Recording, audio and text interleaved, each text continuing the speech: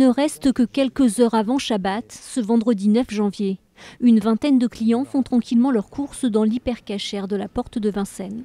Ce jour-là, David et son ami s'arrêtent en voiture devant le magasin pour y acheter une bouteille de champagne. Ils voient alors rentrer Hamedi Koulibaly.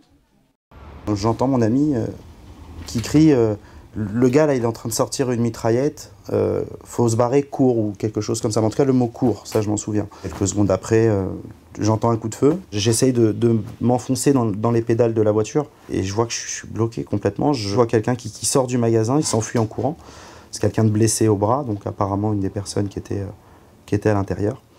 Et ce qui m'a marqué à ce moment-là, c'est son visage. C'est comme s'il avait vu la mort. La panique est immédiate. Hamedi Koulibaly tire dans tous les sens et tue d'emblée 3 clients, puis un 4e. Les victimes s'appellent Yoav Attab, Yohan Cohen, Philippe Braham, François-Michel Sada. Les autres clients, une vingtaine au total, sont pris au piège dans le magasin. Certains ont eu tout juste le temps de se réfugier dans des chambres froides situées au sous-sol. Seules 3 personnes ont choisi de monter. Il nous a dit remontez tous, sinon il descend et il tue tout le monde. Et puis moi, au bout d'un moment, je suis remonté.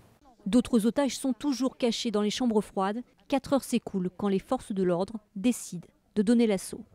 La première explosion retentit et il est très surpris. Et il me tutoie pour la première fois. Il me dit « mais tu me fais exploser, tu me fais exploser ». Et j'ai vu Koulibaly qui courait vers le rideau de fer avec ses 2 armes.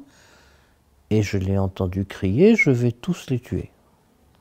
Et là, je me suis jeté par terre, comme tout le monde, hein, sous les caisses, en mettant mon sac sur ma tête pour me protéger. Et puis le rideau de fer s'est relevé complètement.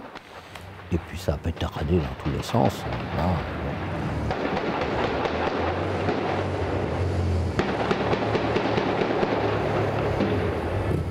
Hamedi Koulibaly est tué, les otages enfin libérés.